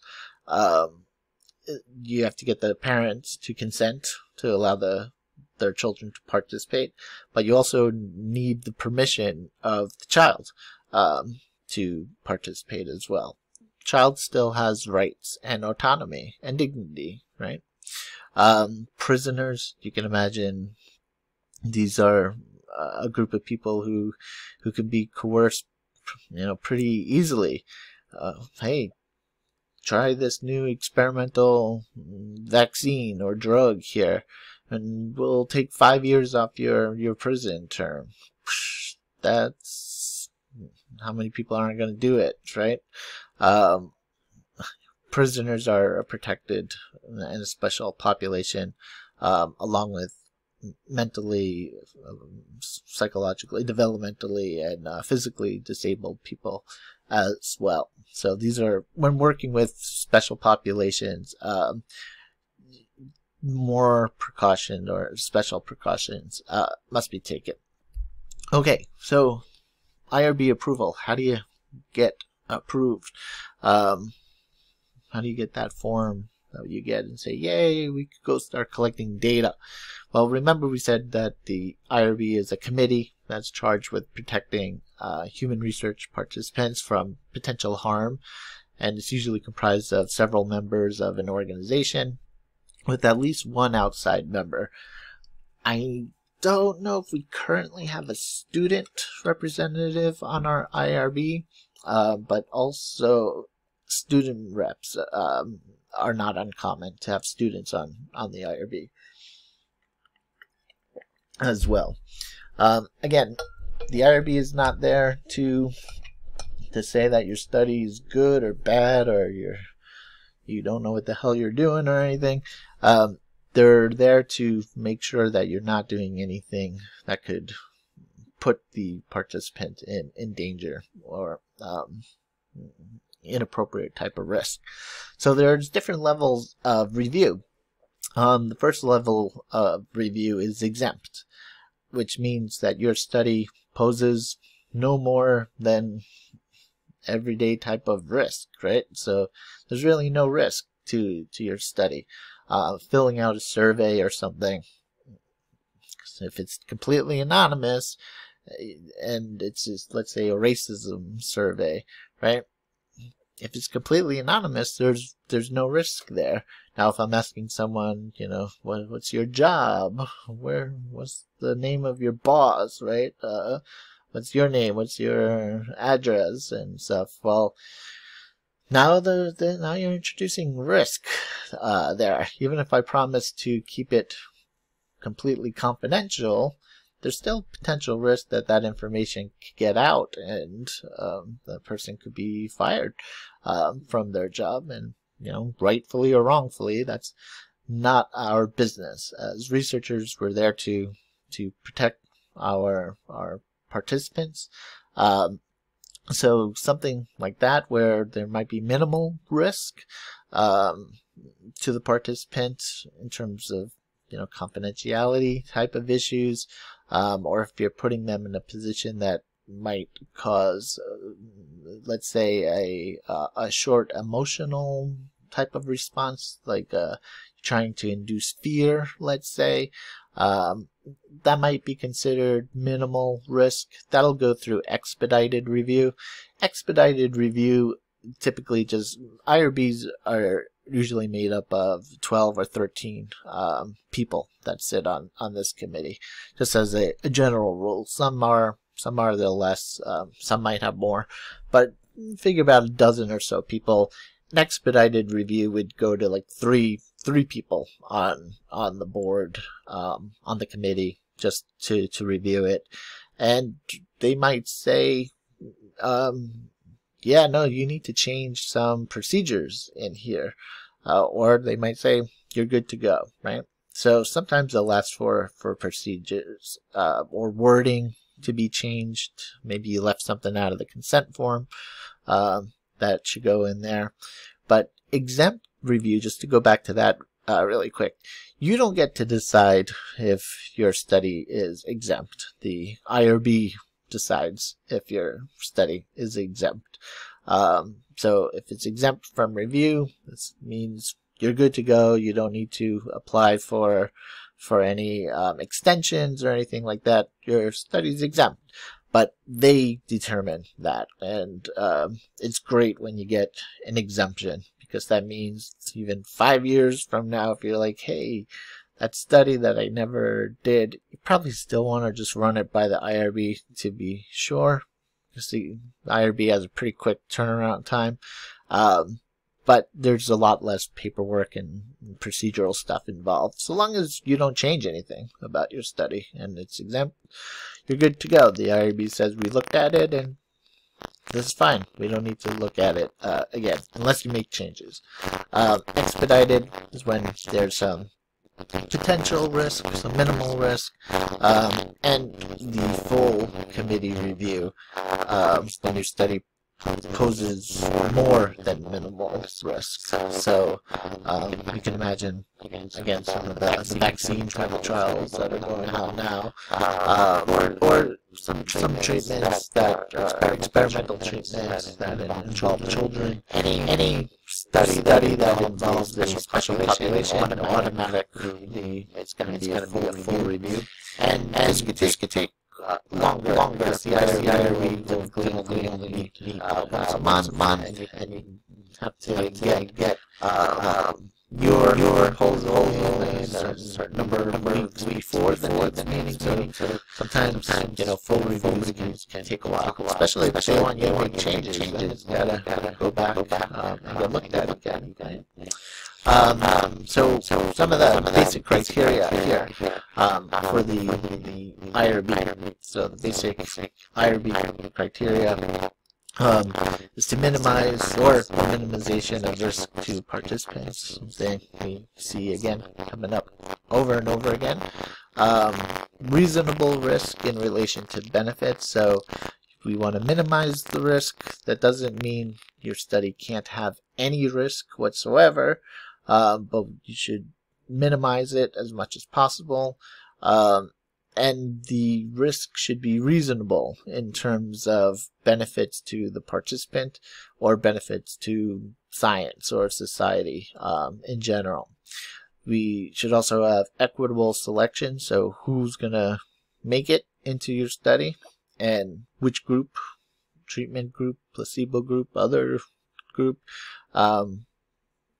how are they going to be assigned to those groups? That should be done in an equitable fashion.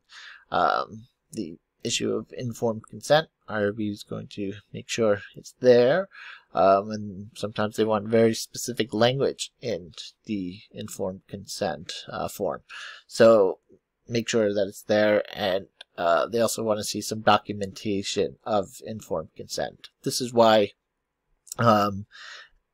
consent forms are easier in this regard, is that you have a piece of paper that now, again, the whole issue with signatures, I usually have people just put a check mark or put initials, like just initial this form. So I don't know your name or anything. You just have an initial, or you're just checking a box saying that you agree. Data monitoring, so in terms of IRB is not really going to get up in your business in terms of your actual data and data collection.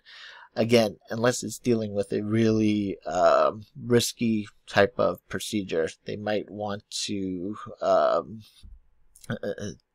not do an audit, but kind of check in, or might have questions in terms of how the data is being handled. Not necessarily the data itself, but where is it? Whose computer is it on? Who has access to it? So on and so forth. And of course, issues of privacy and confidentiality. So when we submit an IRB form, the application will ask questions about how we're going to take care of all this stuff, right? We have to discuss all of this, and that includes how we're going to maintain our participants' privacy and or keep their confidentiality. So what about deception in research? Because remember, all of those earlier studies that we learned about in Psych100 and in social psych, like the Milgram study, where people were basically led to believe they were shocking people to death. They didn't sign up for that, right? A bunch of social psych research, a bunch of really big, seminal social psych studies use deception in research. And deception can be active. This is when we're misinforming a participant, and we usually do that in the form of, telling them that the study is about one thing when it's really about another thing. And sometimes we'll use a confederate, somebody who is in on the study. They're working for us as researchers, but the participant thinks they're just another participant, or they think they're just somebody else, right? But deception could also be passive, meaning that you're withholding information that the participant should probably know about. Maybe having that information, they wouldn't agree to participate in your study. So again, when we use deception, this issue of informed consent comes up. Are they really agreeing to participate in our study if we're lying to them about what the study is, right? So again, deception is acceptable if there's no other way to do the study. So if there's no other way, you can't.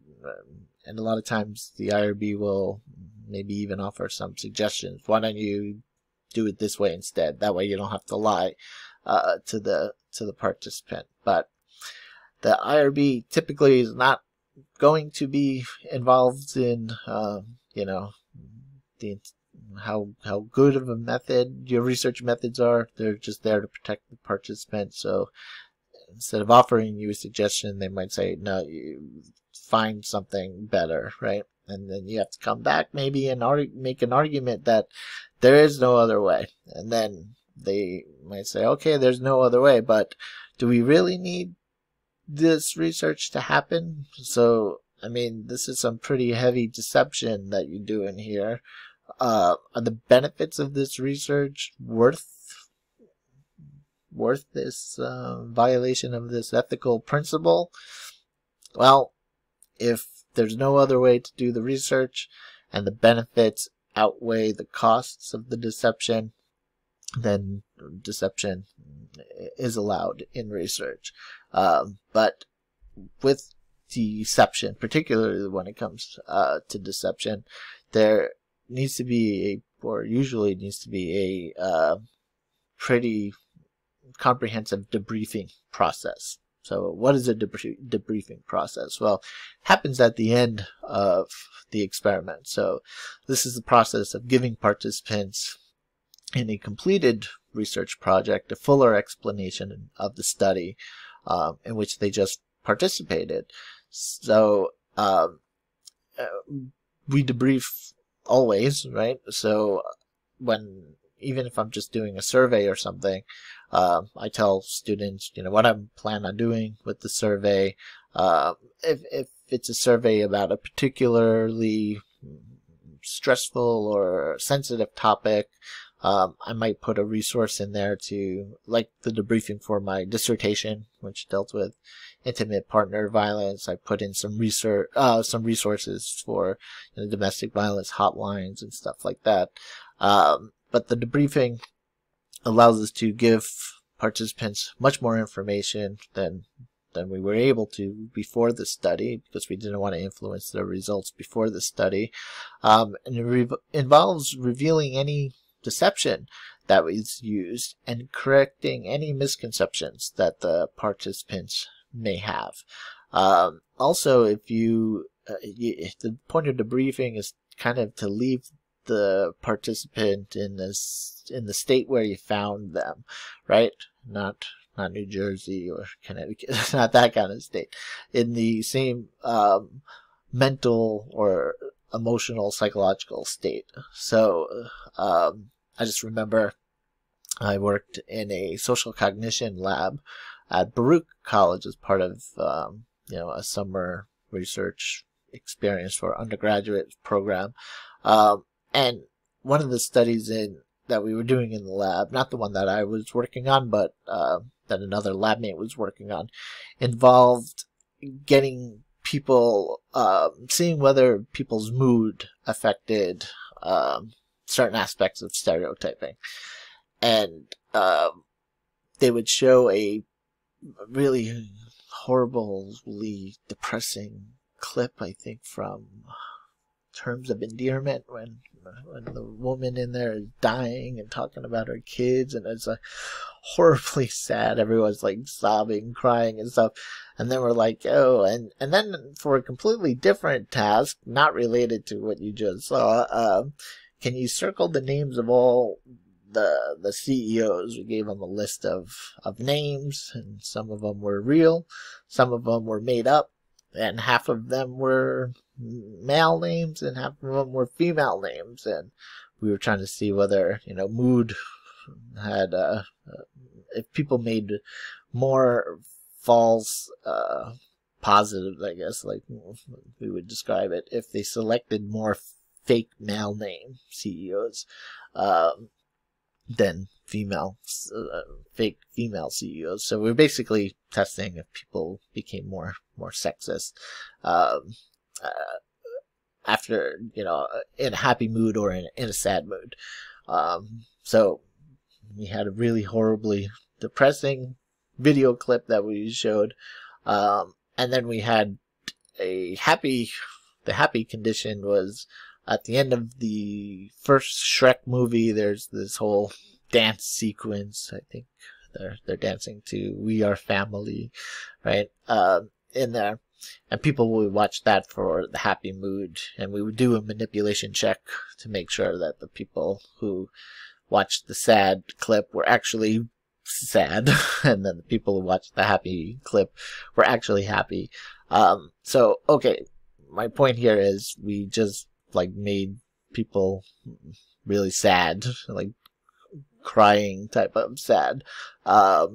We had to undo that, and part of the debriefing process was to tell them, why we did it, what we hope to learn from this, and then we showed them the happy dancing clip and asked them how they were feeling, and most people were fine. They were okay afterwards. Some people, were still upset. So we would have to sit and talk to them until they felt like they were good to go, that they were happy enough or well enough to go. Like I said, most people were fine after, especially once they knew why we made them sad. So the debriefing can be done verbally or in writing. Just like the consent process. So from my type of research, I'm typically not manipulating people's emotions or anything. So it's usually done in a debriefing form, but I always include my contact information in there, that they can contact me if they have questions or concerns. So when it comes to non-human animal subjects, researchers use non-human subjects when they want to understand animal behavior, and we have Dr. Bullitt in our department who studies particularly primate behavior, and we also have researchers on campus in the biology department that also study non-humans as well, right? But sometimes we will use non-human animal subjects in place of human beings. Why? Because, again, this is not a moral. Well, this is where morals and research ethics can clash in this area as well, right? Is generally seen or generally accepted that non-human animal life is hate saying it, especially since I was a vegetarian for so long, that non-human animal life is less important or less valuable than human life. And please, if you're an animal lover or animal activist, don't hate me for that. I don't disagree with you necessarily, right? But that's the way it is in research and in research ethics. So the point of using animals as participants is that we're able to then take those results and generalize it to humans. And of course, that's not always possible because non-human animals and humans are very different, especially when it comes to psychology. Take a look at that big gray and white gooey stuff inside of this thick skull of ours here.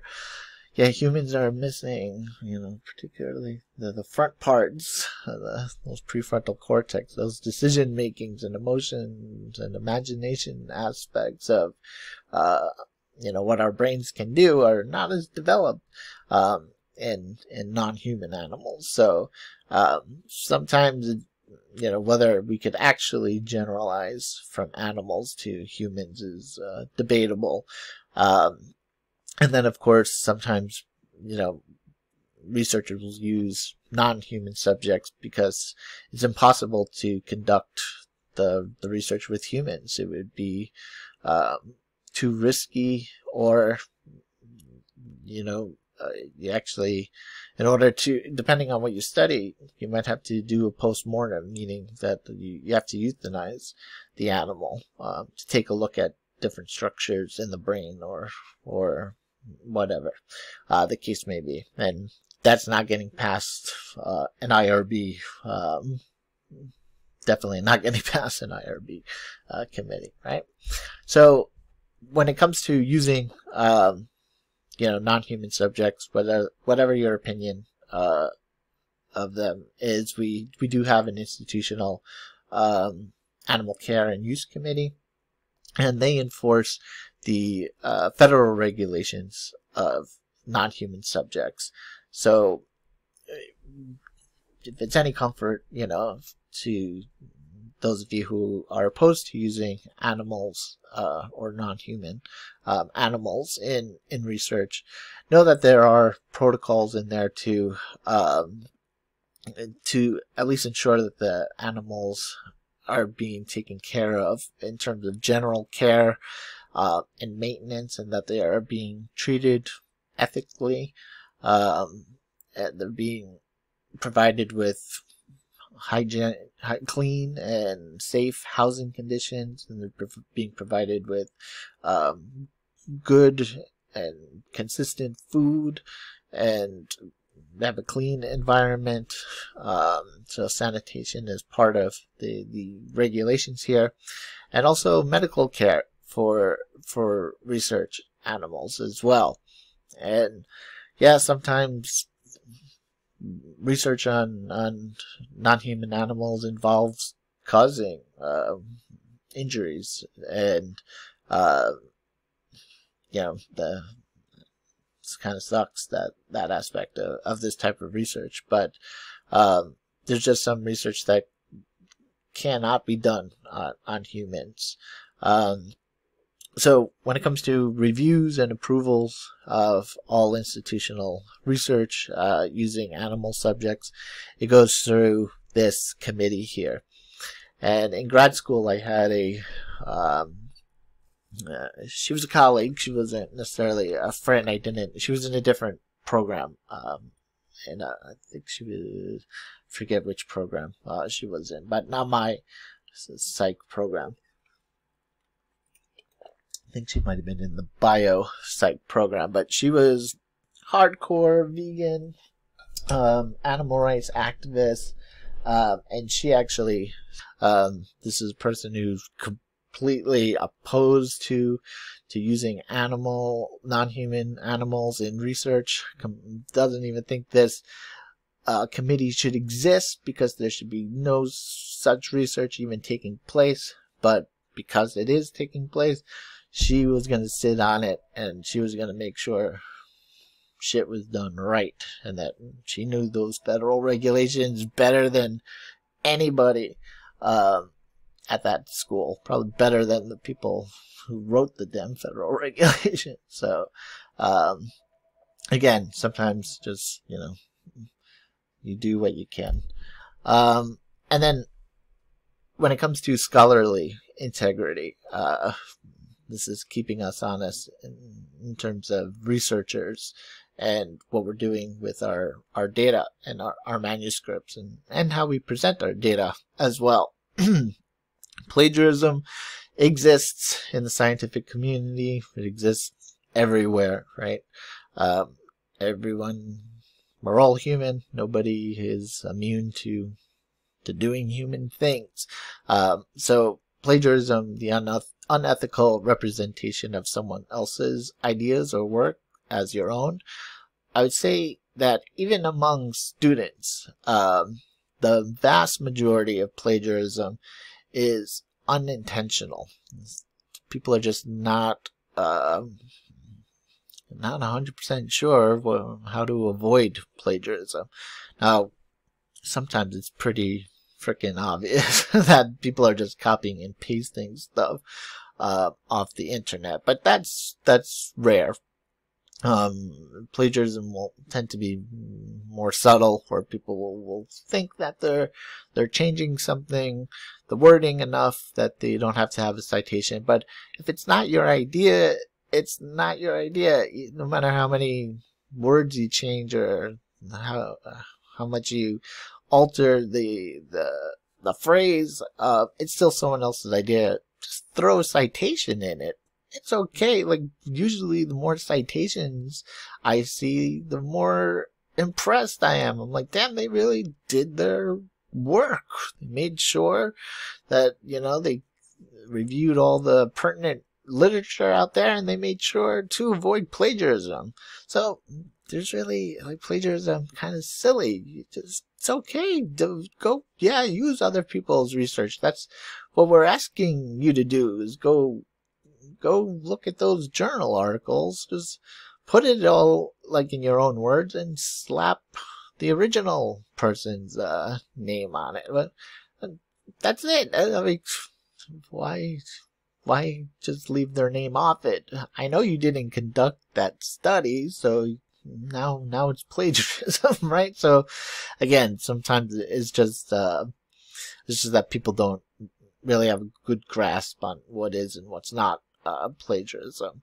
But some other issues, of course, fabricating data and manipulating data. These are big ones, right?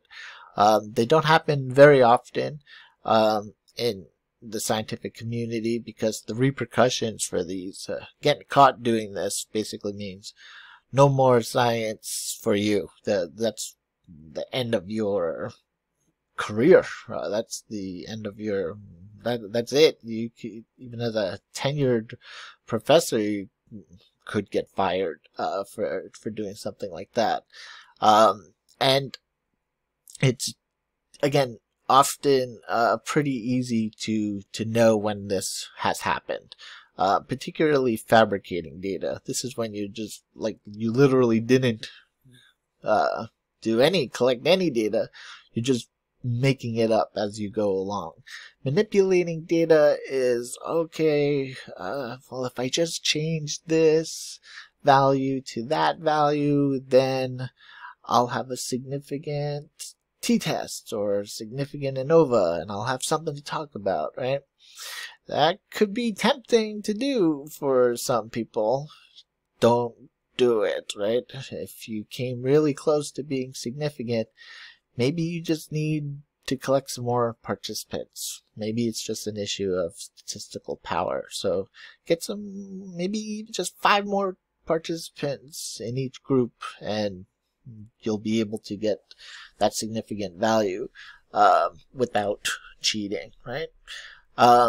So those are the big ones. They don't happen very often, again, because there's a lot of, those are serious offenses to commit. But multiple publication of the same material, this is essentially what we call self-plagiarism. So once your article is published in a journal, don't go trying to get it published anywhere else. Even if you change the title or something, people are going to know. And believe it or not, you have to, before you submit your article for review to a journal, we'll talk about the whole peer review process later in the semester.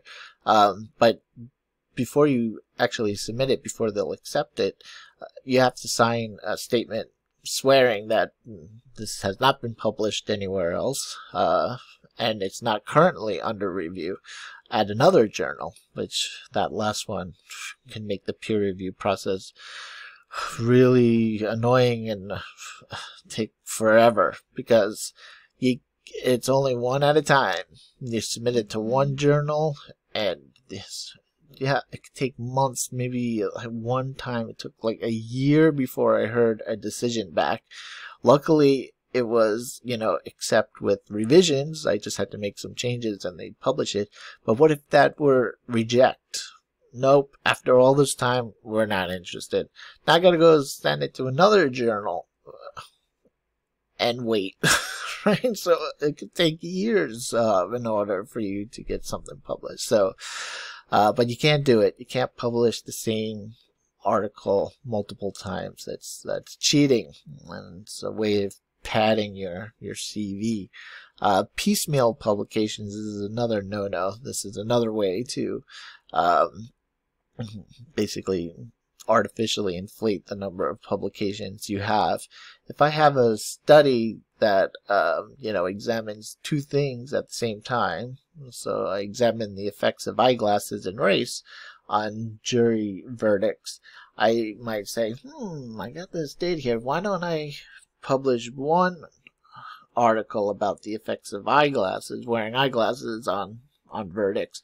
Then I'll publish another article on the effects of race of the defendant on juries' verdicts. Nope, you cannot do that. You studied those two things together. That's one publication. Don't start chopping stuff up, trying to get more pubs out of it. That's no good. Issues of authorship. Last time we talked about this idea of the first author. The first author is the person who came up with the research idea, or who was their conception. They put the most work into it in terms of designing it or collecting the data, or they spent the most time writing up the research article. They're the lead person on it. Now, the people who come next, typically doesn't matter.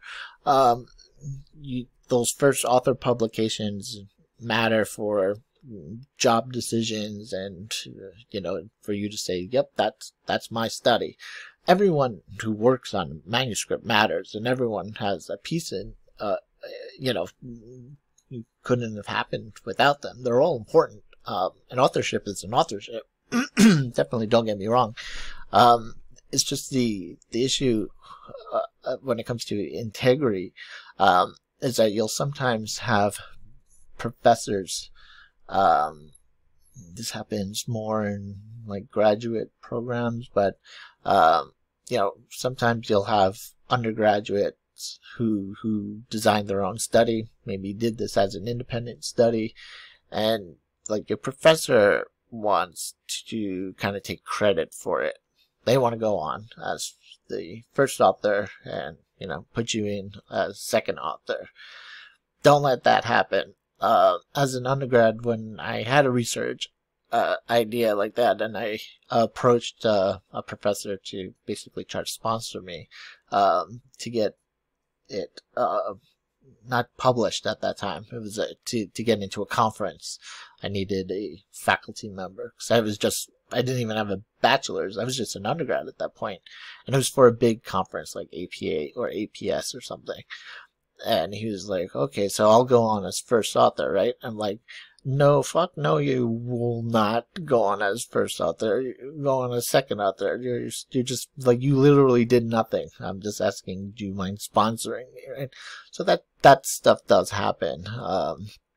People will steal your work or your ideas. And of course, this happens also when reviewing manuscripts. So when we talk about peer review, I say you submit your journal to a place, your manuscript to a journal. This is a 2-hour video. I'm getting, my brain's fogging up. You submit your article to a journal. It's going to be sent out to experts in that field of whatever your study is about.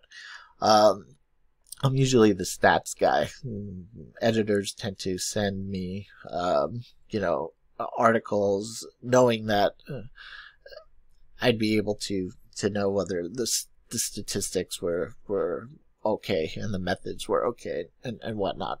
But what if I'm reading this manuscript, right? It hasn't been published yet, and it could take a long time for them to get it published somewhere. And I'm reading through this, and I'm like, hey, this is a really cool idea for a study here. I think I'm gonna do it, right? Maybe I should publish studies just like this one. No, you cannot do that, right? So we have to not steal from each other. Don't fabricate any data. Don't manipulate any data, and don't try to pad your CVs by publishing multiple versions of the same results or the same article, or chopping up your study into 2 or 3. Don't try to milk a single study, for as many pubs as possible. And that's it for this chapter 3 in ethics. You'll all be completing the city ethics training program as assignment 2, and information about that should now be posted on Blackboard, so you can get started whenever you would like. Okay, so I'll see you next time. Take care.